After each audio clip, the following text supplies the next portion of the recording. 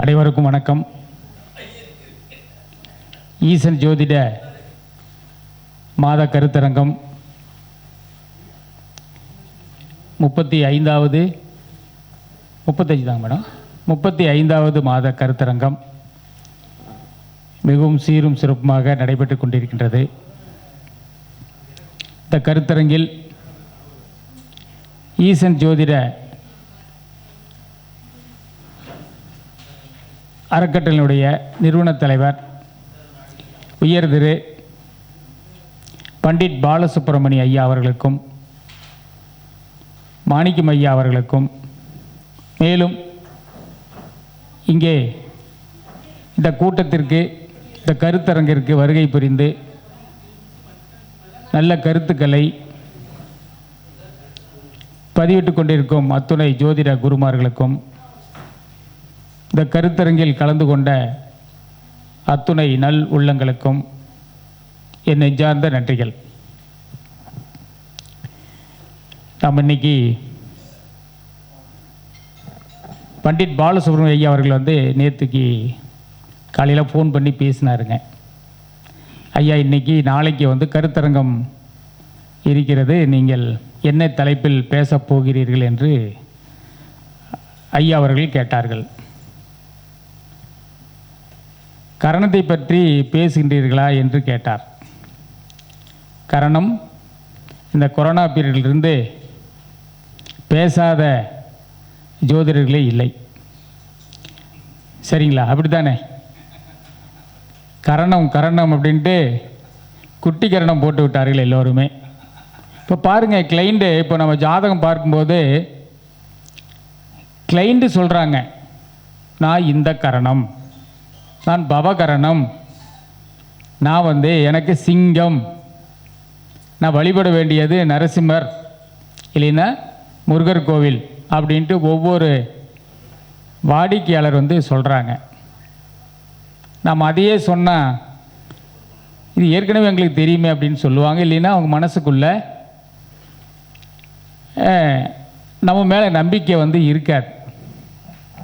அது மாதிரி ஒவ்வொன்றும் இப்போல்லாம் ஜோதிடம் என்பது அனைவருக்கும் எப்படி இப்போ செல்ஃபோன் நம்ம கையில் இருக்கின்றதோ அதுபோல் ஜோதிடம் ஒரு டூல் மாதிரி, ஒரு கீ, ஒரு சாவி போல் ஏறத்தாழ 8 கோடி மக்கள் இருந்தால் மேக்சிமம் இந்து, முஸ்லீம், கிறிஸ்தவர்கள் அனைவருக்கும் ஜோதிடம் தெரிந்த ஒரு கலையாக மாறிவிட்டது. அதற்கெல்லாம் காரணம் நம்ம பண்டிட் பாலசுப்ரமணிய ஐயா போல பல பேர் இந்த கருத்தரங்கை நடத்தி அதை யூடியூப் சேனல் வழியாக மக்களுக்கெல்லாம் ஒரு இலவச சேவை. இது இலவச சேவை தான். நம்ம இன்னும் கொஞ்சம் இன்டெப்த்தாக பார்த்து பலன் சொன்னால் தான் பணமே வரும். இல்லைன்னா மேம்போக்காக சொன்னோம்னா நமக்கு இந்த தொழில் நிலைக்க முடியாது இல்லைங்களா? மேம்போக்கா மேலோட்டமாக நுனிப்புல் மேய்ந்தது போல் நாம் இருந்தோம்னா நமக்கு இந்த தொழில் அவ்வளவாக நமக்கு கை கொடுக்காது. முடிந்த வரையில் ஒரு வித்தியாசமாக ஜோதிடத்தில் யாரும் சொல்லாத ஒரு வித்தியாசமான பலன்களை சொன்னால்தான் நமக்கு இந்த கிளைண்ட் எல்லாம் வரும். அதற்கு முக்கியமாக இந்த 27 நட்சத்திர காரகத்துவம் நல்லா படிக்கணும். பொதுவாக சூரியன் என்பது, அதாவது நவக்கோள்கள் பெரியது, ஆனால் நட்சத்திரம் என்பது ஒரு ஃபோக்கஸ், ஒரு மைய புள்ளி. அதனால் முடிந்த வரையில் இப்போ நட்சத்திர காரகத்துவம், கிரக காரகத்துவம், பாவ காரகத்துவம் எல்லாமே இப்போ எல்லாம் கிளைண்ட்டுக்கெல்லாம் தெரியுதுங்க. சூரியனா யார், சந்திரனா யார், 1ஆம் பாவம்னா என்ன, 2ஆம் பாவகம் என்ன வேலை செய்கின்றது, அப்படியெல்லாம் இப்போ கிளைண்டெல்லாம் நிறைய பேர் அவங்களுக்கே ஜாதகம் பார்க்குறாங்க. 19 பொருத்தமும் பார்த்துக்கிறாங்க. பொருத்தம் இலவசமாக அந்த சாஃப்ட்வேர் இருக்கிறது. நாம் பார்க்கும்போது 8 பொருத்தம் 7 பொருத்தம் அவங்களே சொல்லிக்கிறாங்க. அதனால் நமக்கு அந்த வேலையும் மிச்சம். நான் இது மாதிரி கருத்தரங்கம் போட்டு படித்த காசு கொடுத்து படிச்சிட்டோம் இல்லைங்களா, ஏதோ ஒன்று ஒரு கூட்டத்தில் வந்து சொல்லிட்டு மனசை ஆறுதல் அடைஞ்சிக்கிட்டு போகிறது தான் நமக்கு வந்து நாமளும் இனிமேல் வந்து சேவையாக தான் நம்ம செய்யணும். சரிங்களா? சரி, இன்றைக்கி எனக்கு கொடுத்துருக்கின்ற தலைப்பு கிரக பலம். ஒரு கிரகத்தினுடைய பலம் எப்படி அப்படின்ட்டு நாம் நிறைய படிச்சிருக்கிறோம். கிரகத்தினுடைய பலம் என்ன, பலகீனம் என்ன அப்படின்ட்டு. பலம்னா எடுத்த உடனே உச்சம், ஆட்சி, மூலத்திரிகோணம், நட்பு, சுயசாரம், இதெல்லாம் வந்து மூலத்திரிகோணம், இதெல்லாம் வந்து நாம் என்ன வர்க்கோத்தமம், இதெல்லாம் வந்து ஒரு கிரகத்தினுடைய உச்சம், உச்ச பலம் அப்படின்ட்டு சொல்கிறோம். அதே போல் நீச்சம் என்பது கிரகத்தினுடைய பலவீனம் என்பது நீசம், வக்கரமம், அஸ்தங்கம், அதே போல் பாவ கிரகங்களுடைய இணைவு, இதெல்லாம் வந்து நாம் கிரக பலவீனம் என்று சொல்லுகின்றோம். இப்போ மூலத்திரியம், அதாவது ஒரு கிரகம், இப்போ சூரியனுடைய உச்ச வீடு மேசம், உச்ச பாகை என்பது 10 டிகிரி.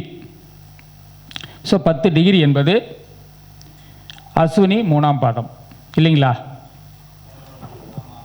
அஸ்வினி 3ஆம் பாதம்.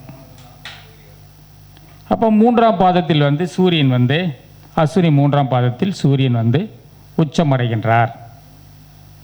சரிங்களா?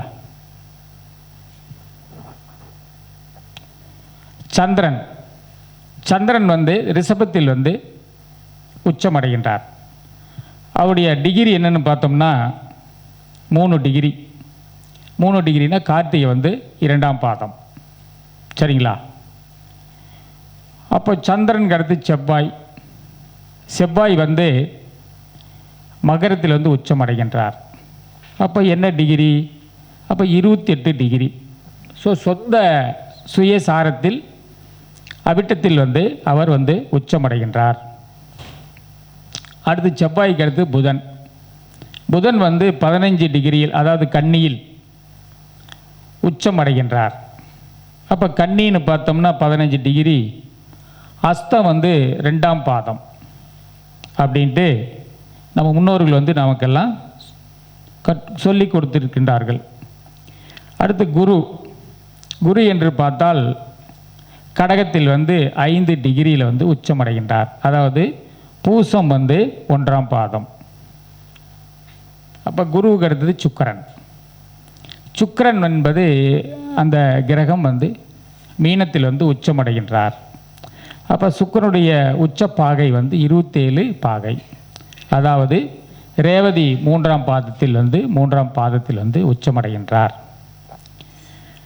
அடுத்து வந்து சனி பகவான் வந்து துலாம் ராசியில் 20 டிகிரியில், அதாவது சுவாதியில் 4ஆம் பாதத்தில் வந்து உச்சமடைகின்றார். அடுத்தது ராகு கேதுக்கள். சரிங்களா? ராகு கேதுக்கள். இப்போ ராகு கேதுக்கள் வந்து எங்கே உச்சமடைகிறாங்க? விருச்சிகத்தில் இல்லைங்களா? விருச்சகம் 27 டிகிரியில் வந்து உச்சமடைவதாக நமக்கெல்லாம் வந்து ஒரு சில புத்தகத்தில் வந்து ராகு கேதுக்கள் வந்து உச்சமடைகின்ற ராசியில் இல்லை என்று சொல்கிறாங்க. ஒரு சில ஜோதிடத்தில் வந்து சில பேர் சொல்கிறாங்க ராகு கேதுக்கள் வந்து விருச்சிகத்தில் வந்து உச்சமடைகின்றார்கள், ரிஷபத்தில் வந்து நீச்சமடைகின்றார்கள் என்று சொல்லுகின்றார்கள். சரி, அதே போல் அதனுடைய ஒவ்வொரு கிரகத்தினுடைய உச்சத்தை சொன்னோம். அதுக்கு ஆப்போசிட்டாக 7வது ராசியில் வந்து நீச்சமடைகின்றார். அதே பாகையில் நீச்சமடைகின்றார்கள். எதுக்கு சொல்ல வரேன்னா, இப்போ குரு 5 டிகிரியில் வந்து கடகத்தில் வந்து உச்சமடைகின்றார். அப்போ கடகத்தில் வந்து 5 டிகிரி உச்சமடைகின்ற ராசி. அப்போ 5 டிகிரி என்பது பூசம் வந்து 1ஆம் பாதம். அப்போ கோச்சார லக்கணம் அல்லது கோச்சாரத்தில் சந்திரன் கடகராசியில் 5 டிகிரியில் செல்லும்போது குருவினுடைய காரகத்துவம் சிறப்பாக இருக்கும். அன்றைய நாள் குரு என்பது தங்கம் வாங்கலாம், குரு என்பது ஒரு சுப காரியங்கள் செய்யலாம். அந்த 5 டிகிரியில் கடகத்தில் 5 டிகிரியில் பூசம் 1ஆம் பாதம் வரும்போது கோச்சார லக்கணம் அல்லது கோச்சார சந்திரன் வரும்போது கண்டிப்பாக சுபகாரியங்கள் செய்தால் நிச்சயமாக நல்ல பலனை கொடுக்கும். அது குரு இருந்தாலும் சரி இல்லாவிட்டாலும் சரி. சரிங்களா? குரு உச்சமடைகின்ற அந்த பாகையில் என்ன கிரகம் டிரான்சிட்டில் பயணிக்கின்றதோ அந்த கிரகம் சார்ந்து குரு என்ன பலனை தருவாரோ அந்த பலன் கண்டிப்பாக நிச்சயமாக கிடைக்கும். ஒரு இடத்துக்கு அட்வான்ஸ் போடலாம், தாலிக்கு தாலி செய்யறதுக்கு ஒரு முன்பணமாக நம்ம கொடுக்கலாம். அதே போல் பள்ளி குழந்தைகளுக்கு ஒரு பள்ளிக்கூடத்தில் சேர்ப்பதற்கு ஒரு அட்மிஷன் போடலாம். சரிங்களா? அப்படி இதெல்லாம் நம்ம பயன்படுத்தினா ரொம்ப சிறப்பாக இருக்கும். அதே போல் இப்போ செவ்வாய் அதே ராசியில் செவ்வாய் நீசம் அடைகின்றது. எத்தனை டிகிரியில் நீசம் அடைகின்றது? 28 நீசம் அடைகின்றது. 28ங்களா? 28 டிகிரி அப்படின்னா ஆயில்யம் 4ஆம் பாதம். அப்போது இந்த கோச்சார லக்கணம் அல்லது கோச்சார சந்திரன் அந்த 28 டிகிரியில் பயணம் செய்யும்போது நிலம் சம்பந்தப்பட்டது, வீடு வண்டி வாகனம் சம்பந்தப்பட்டது இது எல்லாம் வேலை செய்யக்கூடாதுங்க. நாம் என்ன நினைப்போம், கடகத்தில் குரு இருக்காரு, சரிங்களா? லக்கணப்படி ஒரு உதாரணத்துக்கு மேச லக்கணம், அப்போ மேச லக்கணத்தில் குரு உச்சமாக இருக்காரு, அப்போ 4ஆம் இடம் சம்பந்தப்பட்ட அத்தனை விஷயங்களும் செய்யலாம் அப்படின்ட்டு நாம் எல்லாருமே நாம் சொல்கிறோம். அப்போ குருன்னா வீடு கடகம், வீடு வண்டி வாகனம் பள்ளிகள் பதவியேற்பு விழா இதெல்லாம் நாம் கடகத்தில் குரு உச்சமாக இருக்கிறனால செய்யலாம் அப்படின்ட்டு சொல்கிறோம். ஆனால் அப்படி செய்யக்கூடாது. இப்போ செவ்வாய் அந்த வீட்டில் நீசமாகக்கூடிய தன்மை இருக்கும். ஸோ அதனால் கோச்சார லக்கணம் 28வது டிகிரியில் செல்லும்போது செவ்வாய் காரகம் சம்பந்தப்பட்ட அத்துணை பணிகளும் செய்யக்கூடாது. ஒரு அறுவை சிகிச்சை செய்யக்கூடாது, ஒரு வீட்டிற்கு கால் போடக்கூடாது, அதே போல் கடன் வாங்கக்கூடாது. செவ்வாய் ஒரு சில புத்தகத்தில் கடன் காரக கிரகம் அப்படின்ட்டு போட்டிருக்காங்க. ஸோ கடன் வாங்கக்கூடாது, அந்த சமயத்தில் கடன் வாங்கக்கூடாது. அதே போல் சூரியன் மேசத்தில் 10 டிகிரியில் உச்சமாகக்கூடிய அந்த காரக கிரகம். அப்போ சூரியன் சம்பந்தப்பட்ட அதாவது கோச்சார லக்கணம் அல்லது சந்திரன் இவர்களெல்லாம் மேசத்தில் 10 டிகிரியில் பயணிக்கும்போது அரசு சம்பந்தப்பட்ட அத்துணை வேலைகளும் செய்யலாம். அப்பா போய் பார்க்கறது அல்லது ஏதாவது அரசியல் சம்பந்தப்பட்ட பணிகள் அல்லது ஏதாவது ஒரு ஆப்ரேஷன் சம்பந்தப்பட்டது, ஹார்ட் சம்பந்தப்பட்ட ப்ராப்ளம் இருந்தாலும் கூட அப்போ நாம் அந்த ஆப்ரேஷன் செய்தால் கண்டிப்பாக அந்த காலகட்டத்தில் நிச்சயமாக குணமாகும். அதே போல் சூரியன் நீச்சம் எங்கே 10 டிகிரி சுவாதியில் 10 டிகிரியில் இருக்கும்போது கோச்சார லக்கணம் அல்லது கோச்சார சந்திரன் பயணிக்கும்போது இந்த சூரியன் சம்பந்தப்பட்ட அத்துணை வேலைகளும் செய்யக்கூடாதுங்க. சூரியனா அப்பா சம்பந்தப்பட்டது, சூரியனா ஹார்ட்டு, சூரியனா அரசாங்க தொடர்பு, அதே போல் சூரியன் என்பது முதுகு தண்டு இதெல்லாம் நம்ம காரக கிரகம். ஸோ இதெல்லாம் நாம் அந்த சமயத்தில் செய்யக்கூடாது. சரி, கோச்சார லக்கணம் அல்லது கோச்சார சந்திரன் மட்டுமா அப்படின்னா திசா புத்தி அந்தரநாதர்கள் இருப்பாங்க இல்லைங்களா, அவங்களும் நீசம் அல்லது உச்சமாகக்கூடிய பாகையில் பயணம் செய்தால், கோச்சாரத்தில் பயணம் செய்தாலும் இப்போ குரு 5 டிகிரியில் வந்து பயணம் செஞ்சாங்கன்னா கண்டிப்பாக அந்த திசாநாதனோ புத்திநாதனோ அல்லது அந்தரநாதனோ கடகத்திலிருந்து திசா புத்தி நடந்தால் கோச்சாரத்தில் நடக்கும்போதும் கோச்சாரத்தில் வந்து டிரான்சிட்டில் போகும்போதும் குரு காரத்துவம் சார்ந்து நல்ல பலன்களை அந்த திசாநாதனோ புத்திநாதனோ கண்டிப்பாக அந்தரநாதனோ கண்டிப்பாக கொடுப்பார்கள். அதே போல் இந்த 28வது பாகையில் எந்த கிரகம் அல்லது தசாநாதன் புத்திநாதன் பயணிக்கும்போது செவ்வாய் சம்பந்தப்பட்ட அந்த காரக உறவுகள் அல்லது செவ்வாய் சார்ந்த காரகங்கள் எல்லாமே வந்து கண்டிப்பாக நெகட்டிவாக தான் கொடுக்கும். அதே போல் ஒவ்வொரு கிரகத்துக்கும் நாம் சூரியன் உச்சம் நீச்சம் குரு பகவான், அதே போல் இந்த குரு வந்து மகரத்தில் வந்து 5 டிகிரியில் வந்து நீச்சமாகிறாரு. அப்போ 5ல் வந்து நீச்சமாகும்போது மகரம் குரு சார்ந்து அந்த 5 டிகிரியில் கோச்சார லக்னம் அல்லது கோச்சார சந்திரன் பயணிக்கும்போது குழந்தை பிறப்பு, கொடுக்கல் வாங்கல், தங்கம் வாங்குவது இது எல்லாம் நாம் செய்யக்கூடாதுங்க. நம்ம கிளைண்ட் வர்றாங்க, ஒரு கேட்குறாங்க நகை எப்போ வாங்கலாம் அல்லது எப்போ ஆர்டர் கொடுக்கலாம், குழந்தை பிறப்புக்கு எப்போ வந்து நம்ம ஐவிஎஃப் மாதிரி ஏதாவது இருந்தால் கூட நம்ம முயற்சி பண்ணலாம் அப்படின்ட்டு கேட்கும்போது இந்த நாட்கள் வந்து நம்ம இந்த டைமை வந்து குறித்து கொடுத்தோம்னா கண்டிப்பாக அவங்களுக்கு வந்து சக்ஸஸ் ஆகும். சரிங்களா? சக்ஸஸ் ஆகும்.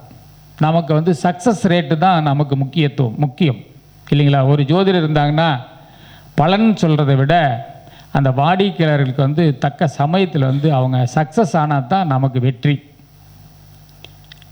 சரிங்களா? கரெக்டு தானுங்களே? ஸோ மேம்போக்க பலன் சொல்லிட்டு போகிறது இந்த காலகட்டத்தில் நடக்கும், இந்த வருஷம் நடக்கும், இந்த 1.5 வருஷத்தில் நடக்கும், 6 மாதத்தில் நடக்கும் அப்படின்லாம் நாம் சொன்னோம்னா அது வந்து லாங் பீரியடு. அதனால் யாராவது கேட்டாங்கன்னா கிளைண்ட் என்ன கேள்வி கேட்கின்றார்களோ அதுக்கு தகுந்தாற்போல் ஒரு கிரகம் உச்சம் பெற்ற ராசியில் டிகிரியில் பயணிக்கும்போது நல்ல பலன்களை தரும். மேக்ஸிமம் வந்து ஷார்ட் பீரியடாக நடந்தால் தான் அவங்க வந்து கிளைண்ட் ஒத்துக்குவாங்க. சரிங்களா? நாளைக்கு நடக்க போகிறது இன்றைக்கி சொன்னோம்னா கண்டிப்பாக ஆமாம் நடந்தது, நாளைக்கு நடக்கும் அப்படின்னு சொல்லி சொன்னார், அதே போல் தான் நடந்தது அப்படின்ட்டு நமக்கு ஒரு பேரும் புகழும் கிடைக்கும். சரிங்களா? சரி, அடுத்தது இந்த மூலத்திரிகோணம். அப்போ சூரியனுக்கு மூலத்திரிகோணம் எதுங்கய்யா? சிம்மம். சூரியனுக்கு மூலத்திரிகோணம் சிம்மம். ஒரு கிரகம் தன்னுடைய மூலத்திரிகோணத்தில் இருந்தால் அதனுடைய உச்சம் பெற்ற ராசி வந்து பலவீனமடையும் அப்படின்ட்டு ஒரு ரூல். அது லக்னப்படி. அப்போ சூரியன் வந்து சிம்மத்தில் இருந்தால் அது மூலத்திரிகோணம், அது உச்சமடையக்கூடிய ராசி வந்து மேசராசி. அந்த மேசராசி கண்டிப்பாக பலவீனமடையும் அப்படின்னா பலன் தராது, பாதிக்கப்படும். அது மேசராசி என்ன லக்னமோ லக்னப்படி அந்த பாவம் வந்து பாதிக்கும். இப்போ உதாரணமாக இப்போ லக்னப்படி மேசத்தில் வந்து மேச லக்னம் வேண்டாம், இப்போ மகர லக்னத்திற்கு 8ல் வந்து சூரியன் வந்து மூலத்திரிகோணத்தில் இருக்கின்றார். நம்ம விதி என்ன சொல்லுது? ஒரு கிரகம் மூலத்திரிகோண வீட்டில் இருந்தால் அதனுடைய உச்ச அந்த பாவம் அந்த ராசி பாதிக்கப்படும். அதான் ரூல். அப்போது எந்த லக்னமாக இருந்தாலும் எந்த லக்னம் போட்டாலும் அந்த லக்னப்படி அந்த உச்ச வீடு என்ன பாவகமோ அது பாதிக்கப்படும். அப்படின்னா இப்போ மகர லக்னத்துக்கு 4ஆம் இடம் தான் அந்த சூரியனுடைய உச்ச வீடு. அப்போ 4 என்பது என்ன? தாய். அப்போ தாய் வந்து அந்த அளவுக்கு வந்து அவங்க சிறப்பாக இருக்க மாட்டாங்க. அப்படின்னா ஏதாவது உடல் ரீதியாக பாதிக்கப்பட்டிருப்பாங்க, அல்லது தாய் உறவுகள் கசப்பாக இருக்கும், அப்படின்னா கல்வி சம்பந்தப்பட்டது அல்லது வீடு சம்பந்தப்பட்ட பாதிப்பு அல்லது வந்து தந்தைக்கு வந்து ஏதாவது ஹார்ட் சம்மந்தப்பட்ட பாதிப்பு, தந்தையுடைய ஆயில் வந்து 4ஆம் இடம் தான் தந்தையுடைய ஆயில் பாவம். ஸோ ஆயில் குறைபாடு மாதிரி இருக்கும். சரிங்களா? நீங்கள் ஏதாவது லக்னம், ஏதாவது சூரியன் வந்து மூலத்திரிகோணம் உங்களுக்கு ஏதாவது இருந்தால் சொல்லுங்கள், நாம் ஏதாவது செக் பண்ணி பார்ப்போம். ஐயாவுக்கு இருக்குது.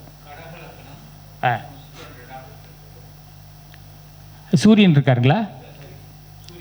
சூரியன் கடக லக்னம். அப்போ சூரியன் வந்து எங்கே இருக்காருங்க? மூலத்திரிகோணத்தில் வந்து இருக்கார். ஸோ அதனுடைய உச்ச வீடு பாதிக்கும். அப்போ கடக லக்னத்திற்கு உச்ச வீடு 10ஆம் வீடு. 10ன்னா தொழில் சம்பந்தப்பட்டது, அல்லது வந்து 10 என்பது கர்ம புத்திரன் இல்லைங்களா? 10ஆம் இடம் தானே புத்திரன், கர்ம புத்திரன், அது சம்பந்தப்பட்டது.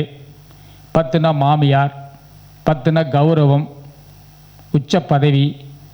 சரிங்களா? 10 என்பது மூட்டு முழங்கால் இல்லைங்களா? இதெல்லாம் வந்து பாதிக்கப்படும். ஐயா சரிங்களா? ஏதாவது எதுவாக இருக்கட்டும், அதெல்லாம் விட்டுருங்க. கிரகமாக இருந்தாலும் என்ன சொல்லுதுங்க? ஏதாவது சரி, அது ஏதாவது திதி சூன்யமாக இருக்குங்களா?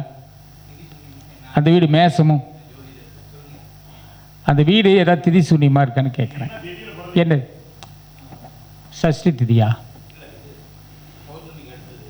பிரதமை, துலாவும் மகரம். ஐயா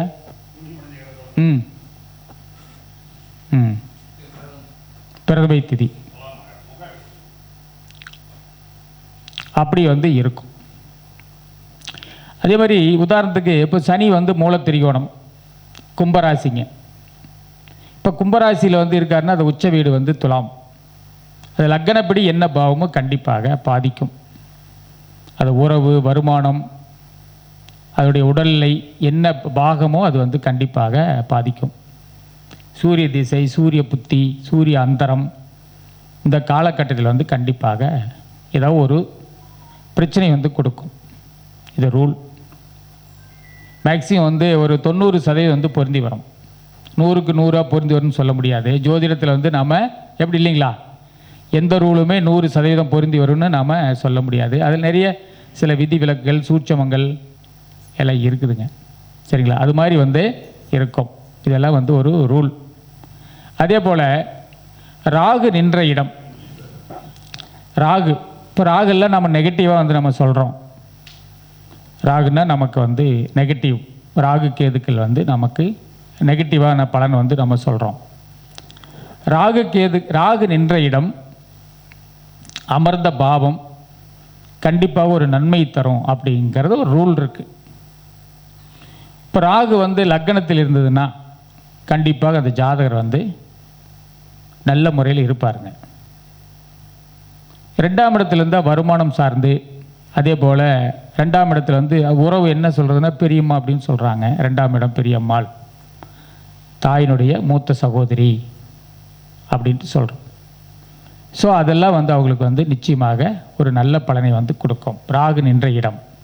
இப்போ 4ஆம் இடம்னா தாய் மூலியமாக ஆதரவு, படிப்பு, அதே போல் வீடு, வண்டி, வாகனங்கள் இதெல்லாம் உங்களுக்கு வந்து நல்ல பலனை வந்து கொடுக்கும் அப்படின்ட்டு சொல்லுதுங்க.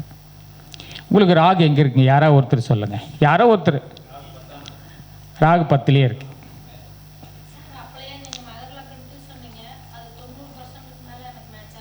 ஓ,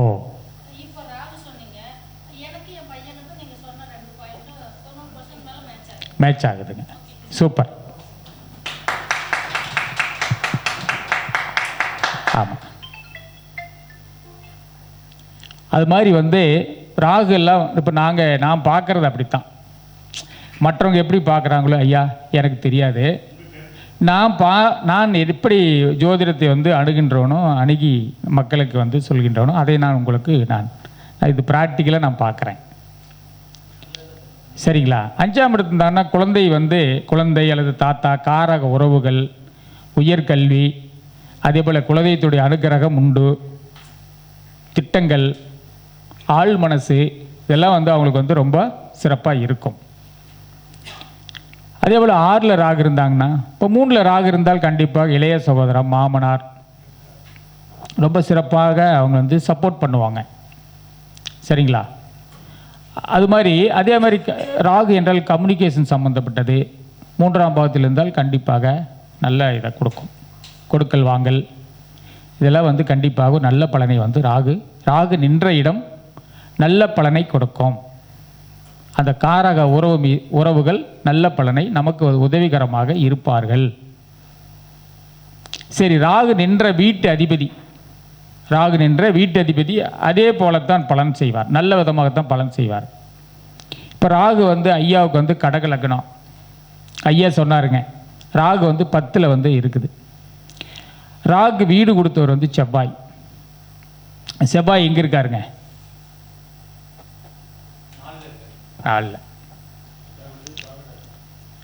4 இருந்தால் கண்டிப்பாக தாய், வீடு, வண்டி, வாகனம் சம்மந்தப்பட்டது, படிப்பு சம்மந்தப்பட்டது எல்லாக்குள்ள சூப்பராக இருக்கும். அது இருக்கா இல்லைங்களா? படிப்பு சம்மந்தப்பட்டது. இதை போஸ்டிங்கில் இருந்தீங்களா? அட்மினிஸ்ட்ரேட்டிவ், விஏஓ அதுங்களா? இல்லை, எஜுகேஷனில், கல்வித்துறையில் ராகுக்கு வீடு கொடுத்த அதிபதி 4ஆம் இடத்தில் இருப்பதால் கண்டிப்பாக வீடு சம்பந்தப்பட்டது அல்லது பதவி சம்பந்தப்பட்டது, படிப்பு சம்பந்தப்பட்ட கண்டிப்பாக நல்ல ஒரு பலனை வந்து ராகு நின்ற வீட்டு அதிபதி கொடுக்கும். சரி, ராகு என்ன சாரம்னு தெரியுங்களா? என்ன நட்சத்திரம்? அஸ்வினியா, பரணியா, கிருத்திகையா? பாருங்க.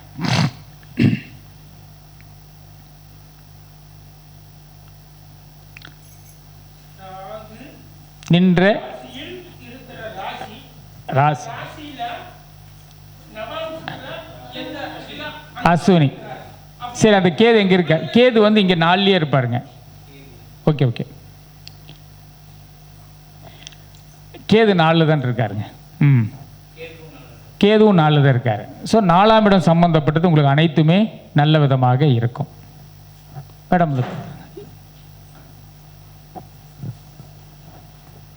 வேற யாராவது கேளுங்க. வேற யாருக்கா இருந்தால் கூட நம்ம அதை வந்து நம்ம உறுதி செஞ்சுக்கலாம். எப்படிங்க ஐயா?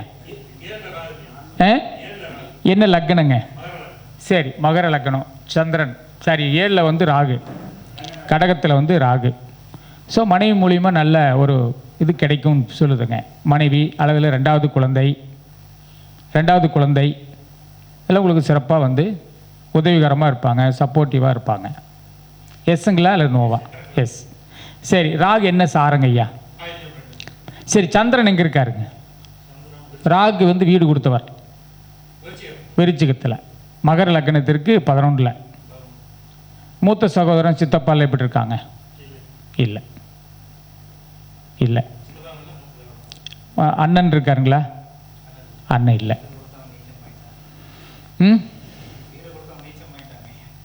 இல்லை, இருந்தாலும் கொஞ்சம் ரைட்டு. சந்திரன் அது வந்து ஆயில்ய நட்சத்திரம். ராகு வந்து ஆயில்யம் இல்லைங்க, ராகு ஆயில்யம். ராகு நின்ற நட்சத்திராதிபதி புதன் எங்கே இருக்காருங்க? சுவாதியில். அப்போ எத்தனாம் வீடுங்க ஐயா? 10ஆம் வீடு.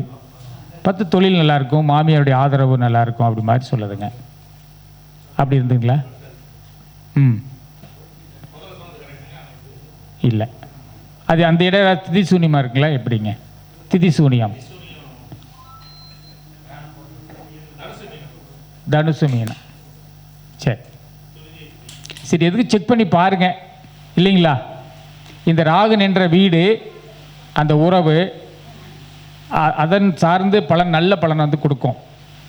அதே போல் ராகு நின்ற வீட்டு அதிபதி எங்கே இருக்கின்றாரோ அந்த வீடு லக்கணப்படி வீடு சம்பந்தப்பட்டது கண்டிப்பாக நல்ல பலனை வந்து கொடுப்பாங்க. அதே போல் ஐயா, ராகு 11ல் லக்கணப்படி மிதுனம். எப்படி இருக்குங்க? நீங்கள் நினச்சதெல்லாம் நிறைவேறுமே? இல்லை. மூத்த சகோதரம் சித்தப்பா என்னங்க? பிரச்சனை தான். ராகு நின்ற வீட்டு ஏதாவது திதி சூனியமா இருக்குங்களா?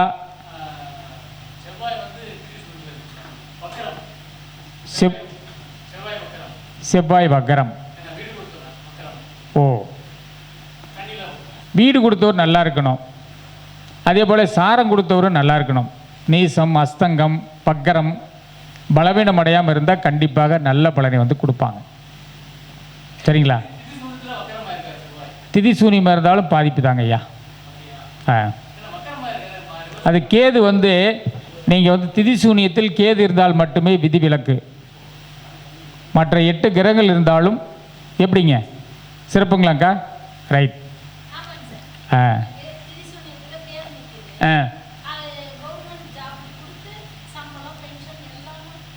வருது வருது பாருங்க.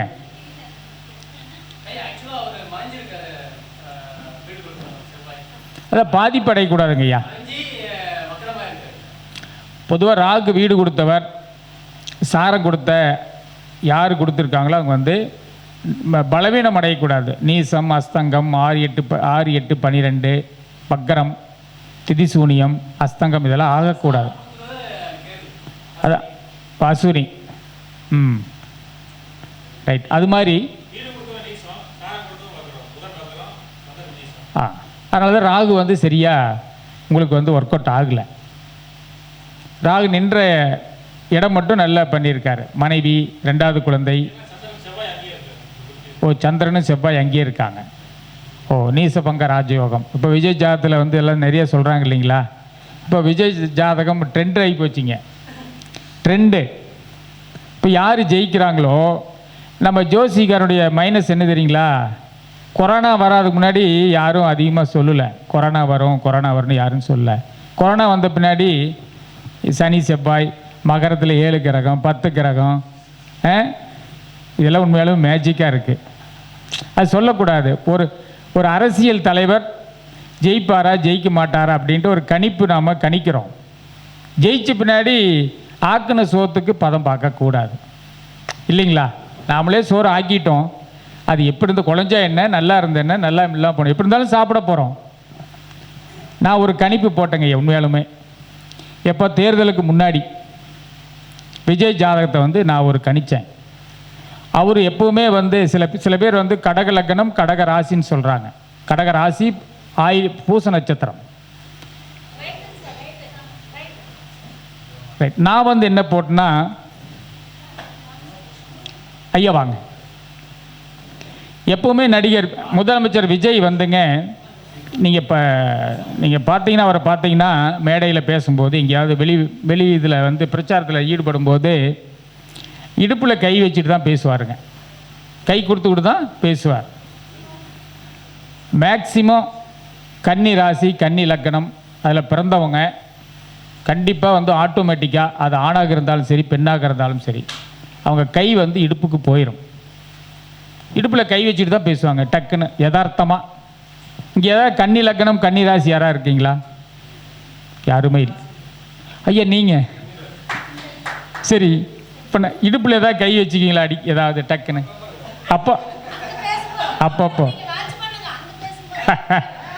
அப்போ தான்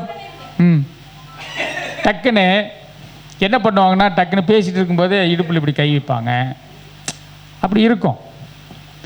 அப்போ விஜய் வந்து கடக லக்னம்னு சொல்கிறாங்க நடிகர், அதாவது முதலமைச்சர் விஜய் வந்து கடக லக்னம்னு சொல்கிறாங்க. கடக ராசி, பூச நட்சத்திரம். ஆனால் நான் கணிச்சது வந்து அவருடைய செயல்பாடு வச்சு கண்டுபிடிக்கும் போது ஒவ்வொரு மனிதனுக்கும் ஒரு இயல்புகள் உண்டு. மிதுனத்தில் வந்து மிதுன ராசி, மிதுன லக்னம் எப்படி இருப்பாங்க, உபய லக்னங்கள் ராசிகள். கன்னி ராசி, கன்னி லக்னங்கள் எப்படி இருப்பாங்க. அதே போல் தனுசு ராசி, தனுசு லக்னங்கள் அந்த ஜாதகர் வந்து எப்படி இருப்பாங்க. அதே போல் மீன ராசி, மீன லக்னம் அதில் பிறந்தவங்க எப்படி இருப்பாங்கிற ஒரு இயல்பு வந்து இருக்கும் உபய ராசியில் பிறந்தவர்களுக்கு.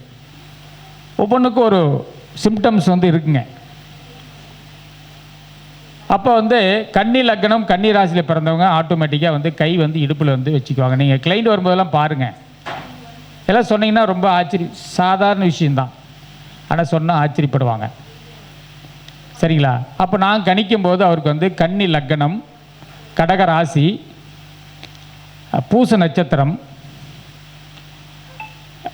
3ஆம் இடத்துல வந்து ராகு இருக்காருங்க. அதே போல் 6ஆம் இடத்துல வந்து குரு இருக்கார், 6ல் குரு. அதே போல் மிதுனத்தில் வந்து சூரியன், புதன் வக்ரம், சனி இருக்காருங்க. அப்புறம் இங்கே வந்து கடகத்தில் வந்து சந்திரனும் செவ்வாய் இருக்காங்க. அப்போ கேது வந்து எங்கே இருக்கார்? சுக்கிரன் கேது ரிஷபத்தில் இருக்காங்க. 9 கிரகங்கள். இதில் கன்னிக்கு வந்து 9 வந்து சுக்கிரனு கேது. எனக்கு வந்து கன்னி லக்னம் தான். மற்றவங்க கடக லக்னம் போடுவாங்க. நான் கணிச்சது வந்து கன்னி லக்னம், கடக ராசி. ஏன்னா விஜயனுடைய ஆக்டிவிட்டீஸ் வச்சு பார்க்கும்போது நான் கன்னி லக்னம் தான் கணித்தேன். நான் ஒரு ரிசல்ட் வர்றதுக்கு முன்னாடி நான் கணிக்கும்போது நான் குறைந்தபட்சம் நான் யூடியூப்பில் கூட போட்டிருக்கேன், நீங்கள் பார்த்துருக்கலாம், இல்லை பார்க்காம கூட இருக்கலாம். விஜய் வந்து ஜெயிக்கவே மாட்டார், 4 இடம் கூட அவர் ஜெயிக்க மாட்டார், அவரே ஜெயிக்கிறது கஷ்டம் தான் சொன்னாங்க நிறைய பேர்.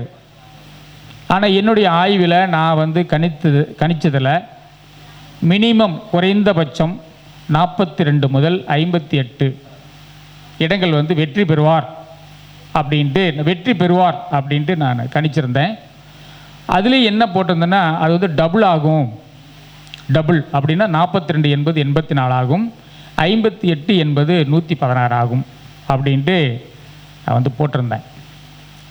அப்புறம் அது இல்லாமல் இப்போ சுக்கிர திசை நடக்குதுங்க ஐயா. அவருக்கு வந்து சுக்கிர திசை, சனியினுடைய புத்தி, புதன் அந்தரம், புதன் சூட்சமம்.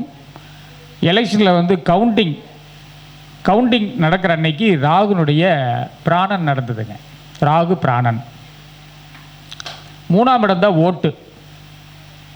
வாக்கு வந்து 3ஆம் இடம். வாக்குன்னா நம்ம வாக்குஸ்தானம் இல்லை, ஓட்டு போடுறது வந்து 3ஆம் இடம் ஓட்டு. இந்த கன்னி லக்னத்துக்கு 3ஆம் இடம் என்பது செவ்வாய்.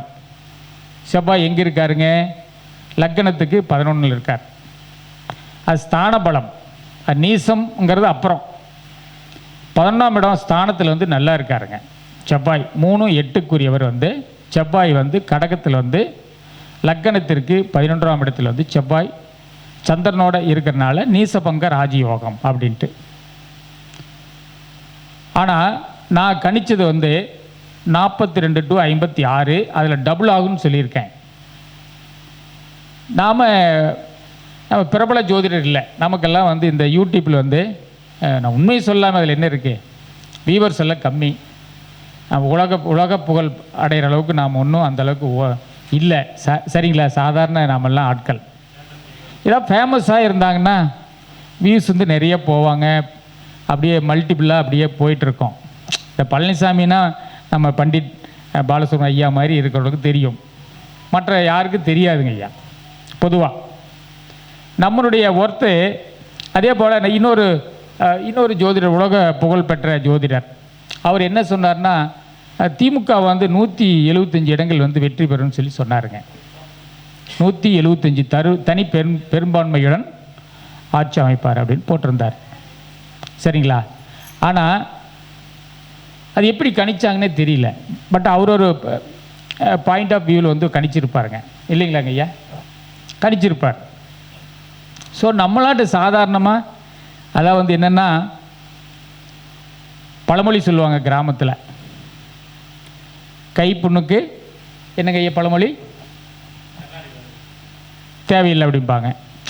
நமக்கு ஓரளவுக்கு வந்து இந்த நான் ஒவ்வொரு ஜாதகம் பார்க்கும்போதும் உங்களுக்கு கடன் எவ்வளவு இருக்கின்றது என்பதை நான் சுட்டி காட்டுவேன். எத்தனை லட்சம் இருக்கிறது, அல்லது இத்தனை ஆயிரங்கள், இத்தனை கோடிகள் அப்படின்ட்டு நாம் கணக்கு போடுறோம். நான் கணக்கு போட்டு சொல்லுவேன்.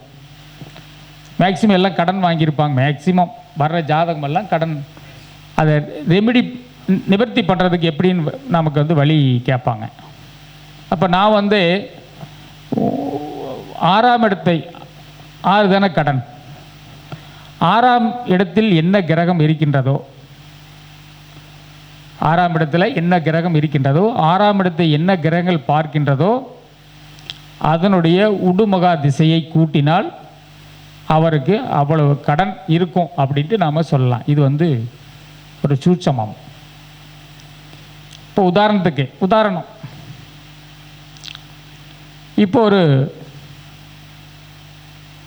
இப்போ துலா லக்னம், சரி கன்னி லக்னம். கன்னி லக்னத்துக்கு 6ஆம் அதிபதி சனி பகவான். அங்கே குரு இருக்காருங்க, 6ஆம் இடத்துல குரு இருக்கார். எவ்வளவு கடன் இருக்கும்? ஒரு உதாரணமாக சொல்லுங்கள்.